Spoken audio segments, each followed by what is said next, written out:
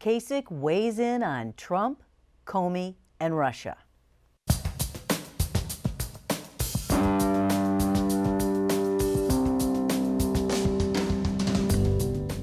Joining us on Columbus on the Record this week, Kathy Kandinsky, State House reporter for the Columbus Dispatch, Julie Carr-Smythe, State House correspondent for the Associated Press, Gene Krebs, former state legislator, and Ray Miller, publisher of the Columbus African American. New revelations came out of Washington this week that President Trump urged then FBI Director James Comey to ease up on then National Security Advisor Michael Flynn. Trump has denied the allegations and contends there was no collusion between his campaign and Russian officials. The Justice Department on Thursday appointed former FBI Director Robert Mueller to lead an investigation into the allegations, but not before Governor John Kasich weighed in during a CNN town hall. That's why I think these investigations should not just be about the Comey memo, but I think the investigation ought to encumber everything. The Russian hacking, what happened there, the associates of the Trump campaign who may have been involved. We got to get to the bottom of all of it, not just pieces of it, but all of it. Republicans on the Hill are hoping that with the appointment of Mueller, they can get back to work. Speaker Ryan has even promised tax reform of all things this year. Gene Krebs, what are the prospects for Republicans to get much done with an investigation such as this afoot? Well, here's the thing. When you do a special counsel, what it does is it takes a long time. And Mueller's already requested that the House and Senate slow down their investigations because they say he does not want them to do anything that may end up compromising his investigation, offering witnesses immunity, that type of stuff. And so it's going to take it off the front burner for a while and allow the Ryan and McConnell to go ahead and do the regular order of the Congress, I think, for a while. I think that this has been such a heated time that the fact that this will be a more slow-paced, deliberative process is really going to be a relief in Washington as well as to the American people. I know that the president has said that this is a witch hunt, but I think from the perspective of a lot of folks, the question is simply finding the facts, including our Governor Kasich, who said that this week, you know, let's just figure out what's going on. We heard that all over the place this week. Doesn't something like, though, tax reform require the leadership of the president to be, you know, kind of front and center? Absolutely, it does. If I could just return, though, for a second to what Representative Craig said, I think it gives a lot of confidence to the general public and to members of the Congress that you have Mueller with the background that he has. He's got strong bipartisan support, and I think that's what we need right now, as opposed to someone who's going to come in who's partisan and quickly try to sweep this under the rug. I think it's the greatest concern that people have. Now, with respect to issues, there's so many issues that I wish that the Congress were paying attention to right now, but with the kind of leadership that's being provided by the president, it's difficult to focus on the issues because he has so much of the attention focused on himself, which he seems to enjoy immensely. Well, he needs to get out of his own way, but also, like many presidents before him, he's going to have to learn how to lead while having a special investigation going on. I mean, he's not the first president to face this, but it's a distraction, and he's going to have to find ways to stop distracting away from the issues that he wants to address. I mean, Wall Street already this week said they've abandoned the thought that they're going to get tax reform this year. There's a big lack of confidence in him now. He's got to figure out how to get it back. Yeah, but I think if you go back and look at how the Constitution was originally designed, the president takes care of foreign relations, all of that stuff. And Congress is supposed to deal more with the internal domestic structure of the country. And I've read some articles by constitutional lawyers who say it's supposed to actually work better this way. And remember, when it came to Obamacare, actually we call it Obamacare, but Obama was actually very hands off of it and let Congress kind of do their own thing. But Trump kind of set the agenda, didn't he? I mean, Trump kind of set the agenda: tax reform, immigration policy, repealing Obamacare. I mean, but the details of it, I think, will be always left to Congress. And foreign affairs aren't necessarily his strong point either. Well, I think what the Constitution generally sets up is, there's some oversight of Congress, of course, to the president on all foreign issues, but it's left to what they want to have. Supposedly, remember, partisanship is supposed to stop at the shore or something like that. We're not supposed to take our partisan battles across the waves to other countries, and we need to have one voice speaking. You've been reading too many good history books and too many old constitutions. No presidents have been functioning like that in the last 150 years. And Obama was a constitutional lawyer. He taught it, and he didn't behave in that fashion. And we want to have our president knowledgeable on foreign policy as well as domestic policy. I'm not arguing that. And putting forth major solutions, if you will, legislatively to these critical issues. Affordable Care Act was one. He was very much hands-on on that. No, he wasn't. You talked to I'm sorry, Ray, but you talked to anybody who was in the room, and he let Congress do that one on their own. Well, he deceived them into thinking that that was the case. Now we're talking about the former president. But, Julie, I wanted to get back to one thing you said real quickly, the witch hunt issue. He said this at the Coast Guard Academy graduation speech that he gave, and he was very bitter sounding, but was that grounded in history? He said he was the most... the worst witch hunt of a president in history or something. Something like that. Yeah. I mean, that is not really grounded in history. Many presidents have been given a tough time, perhaps a tougher time.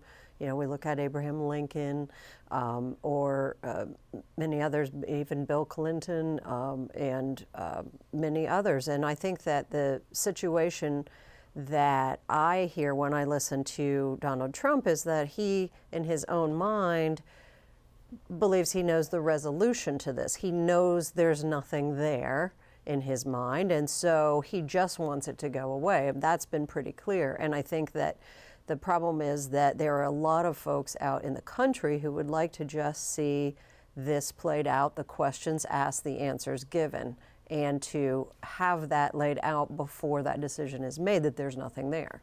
But I think it's true. A lot of his supporters, view it just like he does as a witch hunt, as trumped up, charges against him and a witch hunt that's just going to dog him. We shall see. If there's greater transparency and you put forth everything, then you Well, head that off. It's gotten to the point where including your people on tax both sides of returns. the aisle are asking for answers, so that answers is what they're going to get. Okay, Ohio's 2 U.S. senators have introduced a bipartisan bill they say will help combat the opioid abuse problems in the Buckeye State. Republican Senator Rob Portman and Democratic Senator Sherrod Brown say their bill, the Medicaid Care Act, would increase the number of available beds covered by Medicaid at residential treatment facilities from 16 to 40. Democrat State Senator and gubernatorial primary candidate Joe Schiavone has also introduced a bill that would direct $200 million from the state's rainy day fund for addiction treatment and prevention. Kathy Kandinsky, this is something, what Senator Schiavone has suggested is something that Attorney General Mike DeWine thought might be worth looking at not long ago.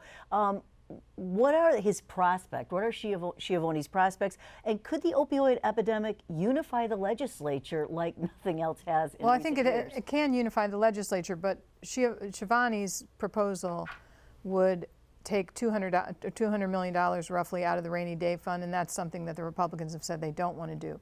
The House Republicans did put more money into the issue, so there's questions about where the money should come from and how exactly it should be directed. But on the broader issue of is this a crisis in Ohio, there's great consensus on that for sure.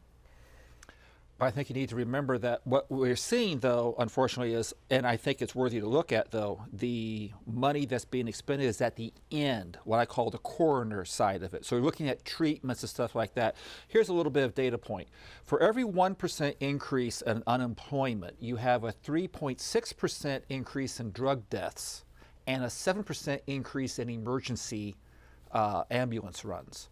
So in other words, we need to also look upstream. Sure. And not just look downstream.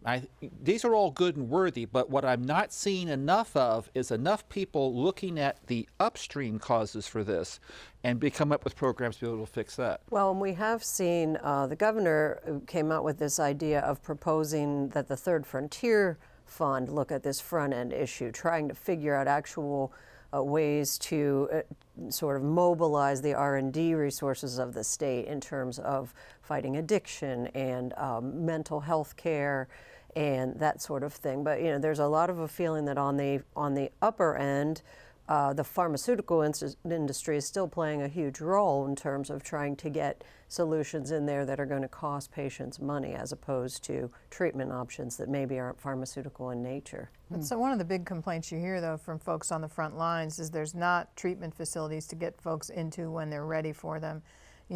Typically someone, say they overdose, say that a medic brings them back with Narcan, and then they're ready to go into treatment and they can't get them right into treatment immediately. The big complaint is that you need to get them into treatment right then, right now, and that's what's unavailable. So that's what some of the House money is directed to. I think that's what they're talking about. But there's also a need for, as you mentioned, work development. A lot of people can't get, a lot of employers will tell you that too many people seeking jobs are failing drug tests. Right. There's an education component to it to try and get prevention on the front end, like Jean said. It's really got to be a very broad approach, I think. Can't be siloed. And my fear is that it's being siloed too much down on the one end, and we need to give, and the tough stuff is at the upstream. That's a point well taken, but meanwhile, people are almost dropping like flies out there now, Ray Miller. They are. It's good to see bipartisan support, once again, for this kind of initiative, but you have people who are in leadership who have in the past not taken leadership on these issues. What I'm saying is it's good to see the Republicans coming in saying we've got to do something about this, and then even appropriating more money, or at least suggesting that there should be considerably more money. But if it's not something that you've dealt with, one of the issues that you just raised is critically important. I can call the name of the agencies here in Columbus, Maryhaven. They do a tremendous job. But once that person is ready to go to treatment, if there's no bed for them, then they go back out and they do the same thing. And with the drugs that we have today, you end up with fatalities as opposed to simply someone who gets thrown out into the streets. So the Sherrod Brown, Rob Portman bill is very specific about expanding the number of beds. That's something that would take have an immediate impact right where it counts. Well, you're talking about that larger perspective. That's hard to do, right? It's very hard to do. We're talking here, and it's unique to almost every individual, but there are certain processes and things that I think that the state can begin to explore. For one thing, it has right now in the previous state budget, it's not funded in this current one, is the Healthier Buckeye program. And it is very specifically looking at how you begin to fix some of these, what I call the upstream problems. It's a slow one-on-one process. But that gets to what is causing. We've always had some level of drug abuse, and we're always going to have it. But statistically, there's a very strong tie between unemployment and then how this all continues to pan out. And I think we need to look at some of those solutions. A lot of the Healthier Buckeye programs, there's 21 pilot programs all across the state, and I'm looking forward to getting the data from them later on this year. But it's interesting, Ann, that you don't see a lot of the political leaders coming out with big pronouncements of goals they intend to meet on this one, because they really don't know the answers. They don't know what's causing it, and they don't know exactly how to fix it. So it's getting worse. This House budget proposal that we've seen, actually, as Jean says, this is going downstream toward things that they can help with. Things like beds and drug courts and placements and that kind of thing, and not much at all at the top end. Right. So see, it's not new. In the African American community, it was crack cocaine. When it was crack cocaine, there was not bipartisan support. There was hardly any mention. It was 3 strikes and you're out. Other than African American legislators in the General Assembly. So there are people who've dealt with it for years and know what the solutions are. It's so good to hear others, Republicans, white legislators. It's so good to hear them now saying we've got a crisis here, so we can join together to address it. It hasn't been that way in the past. And I was going to say, this is bleeding over, though, into prison reform and sentencing reform, and understanding how the jails and prisons in Ohio may not, we can view them either as a holding cell or we can use them as a way to come to understand what has put these people into those situations and begin to deal with them. And so when they are released back out, not suffer that. And also intervention early on, and not even put them in prison in many cases, but put them directly into a program that saves the taxpayers' dollars and gets them through all this. Because quickly. we know a lot of the crimes that they're Give you a convicted of, they Democratic don't card. give you enough time in prison to get the treatment you need once you get out of prison. Yeah. It's kind of this revolving door kind of a situation. Yeah.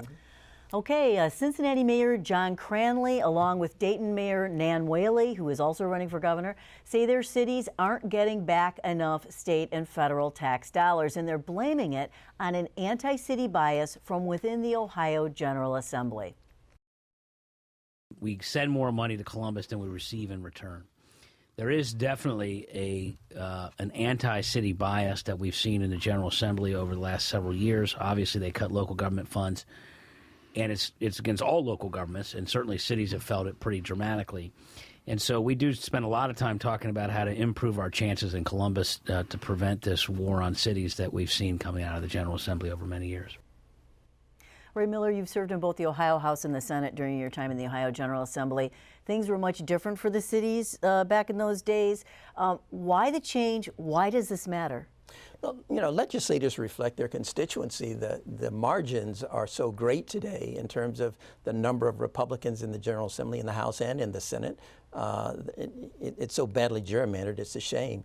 And so that's why the policies are the way that they are. That's why the discussion comes the way that the discussion does, because it's so overwhelmingly Republican within the General Assembly. And Republicans not from big cities, then. That's right, yeah, Republicans. And so they're reflecting the views of their constituents. I think it's great that we have the two mayors, Nan Whaley and the mayor from Cincinnati. I think it's going to enrich the discussion. Hopefully we have good ideas that come forth from them, and then more focus on issues from our cities. But right now, most people don't know who they are. There were a couple things that when I started to first notice that the trend was, was changing, was with the local government fund.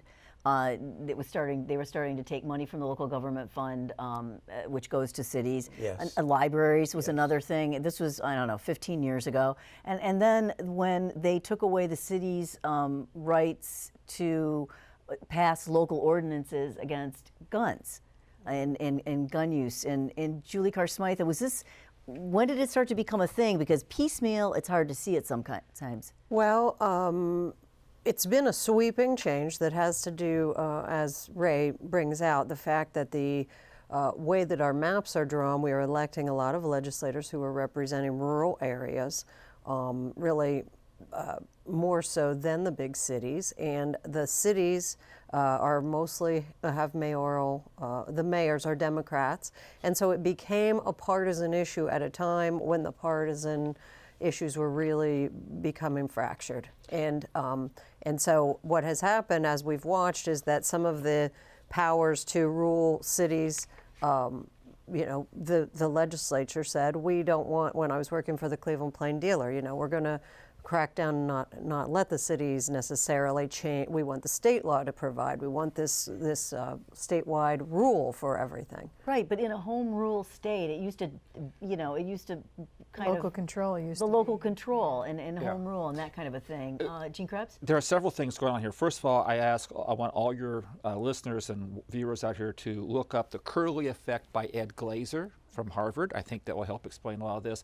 But I happened to be in the Senate hearing room this week on the Healthier Buckeye issue when the mayor of Toledo testified on behalf of their lead abatement law, and the General Assembly was, the Republicans had done legislation to preempt all that. And frankly, she got her lunch handed to her. Because Senator Bill Coley questioned her. He said, okay, so this legislation that you've done in Toledo says after you thoroughly abate lead from a home, you have to recertify it every 6 years. Well, why would you have to recertify it if you've actually cleaned it all up? And so it reflects a lack of understanding of how business actually works. And so when those types of mistakes are made by the cities, it empowers the General Assembly to say, you're not thinking about this stuff, and it kind of goes to who's the Stakes are in the eye of the beholder, don't you think? I mean, from the city's perspective, they're trying to do the best to manage the issue. From their perspective, I mean, just to call it a mistake depends what direction you're looking. Well, you could tell she was under tremendous pressure, and she was kind of going. You could see her rethinking that position. But the central problem is that they're not electing in cities now or paying enough attention to business people. Any business person would have sat down and said, oh, wait a minute, you want me, even after my house is certified to be lead-free, I have to come back in every 6 years and recertify? When did they ever elect business people in cities used to have the business community had a very active part in city councils and stuff like that. You're now seeing that tend to go away a little bit more. So speaking on the economic piece of this, Nan Whaley and John Cranley are part of a new kind of coalition of big city mayors that is coming forward for this particular budget cycle to make the case that the cities are the drivers of job creation in the state and that they shouldn't be ignored. Not saying necessarily that they are being ignored simply because their mayors are Democrats and the legislature's Republican. I think the point being that people are representing their constituents, as Ray Miller says, but that these voices are not there in any great numbers anymore to make the points about the city's needs. They will do much better creating a coalition of big city mayors and trying to press their points that way than they will on any individual basis, just because of the way the legislature is set up. I think Gene's right about greater involvement from the business community. It was really greater involvement from everybody, though, not just the business community. And some things occurred that stopped people from talking. Legislators don't talk to each other as much as they used to. Legislators don't talk with lobbyists as much as they used to. So there's not as much conversation that's really going on. And I'm talking across the aisle. And I don't think people should make the assumption that because I'm from a county of 40,000 people and 60,000 hogs, I'm not good on urban issues. I'm very good on urban issues. You know, I understand them very, very well. And I think that I think people out there are making too many assumptions on this whole topic. Which goes to what Ray said. We're going to have to move on real quick. We only have a few minutes, but Attorney General Mike DeWine appeared on NPR's Here and Now this week to discuss Ohio's ongoing opioid crisis. When pressed whether he's running for governor, he said yes, sort of. No official announcement yet, but you know, I don't think there's any doubt. Anyone who's been around me for the last few years, I'm very interested in the job of governor. I think, frankly, I prepared my whole life for this job, and you know, looking forward to making an announcement about that sometime in the next few months. Why in the next few months, Julie? And what this is getting crowded. Can he bump everybody out if he does? You know, if and when and whatever. You know, one would say in the old days, yes. You know, Mike DeWine is high name ID, a really strong network of supporters across the state. He's been around a while, but this is post-Trump America, and whether the old guard politician, if you will, is going to do well this cycle is yet to be seen. He's got, on the Republican side, he's got Jim Renacci, a congressman who's trying to run a more Trump-like campaign, who's promoting the fact that he's been a businessman. He's got John Husted, who's significantly younger and is kind of subtly pressing that point that he's been out here as the Secretary of State, and well-known, and has that. And then he's got a huge field building on the Democratic side, as well as Lieutenant Governor Mary Taylor, who's going to be getting in soon too on the Republican side. But the Democrats are fighting it out, and we've seen 2 more people join in the last week or 2. And so I'm not quite sure if Mike DeWine is the automatic front runner that we once thought he was. Yep, I certainly would agree with that. I think John Husted is really the front runner right now. That's just my conclusion. I would hope that they wouldn't spend so much time just raising the dollars. I mean, I think that's one of the worst things that's occurred over the last 10, 15 years is just a total concentration on raising as many millions as you possibly can to buy it. DeWine already has a name recognition, so he shouldn't have to do that, but he's going to. Okay, it's time for our final off-the-record parting shots. Ray Miller, you're first. Parting shot. I don't think that the President of the United States is going to make it through this process with the special prosecutor that they have brought on. I think the resolution is going to be far sooner than it's ever been before with these kinds of issues. So look for 6 months and he's out. Bold. Gene Krebs? My D sources tell me that Sherrod Brown is backing Nan Whaley, but the 5 old labor guys who run the Ohio Democratic Party are backing Betty Sutton. And if Sutton is the nominee, I think we're looking at another Fitzgerald type of race. It will be an absolute wipe then of the D's in Ohio. Julie Carr Smythe? I'm not going to look too much past the president's first international trip since he's been president at a time when there are all kinds of things swirling around, information provided by the Israeli intelligence that was leaked in the Oval Office, and just basically trying to keep our heads down in the press or keep our ears out. These are great times for the press. What are you talking about? Mental whiplash times. Exactly. I'm waiting this next week to see the CBO report on the House-passed health care bills coming out. This is going to tell us exactly how much money is going to be taken out of the system and how many people are going to lose insurance. It's probably going to be a little higher than the original numbers we saw in the first House bill. So I think that's going to put the health care issue back in the spotlight again.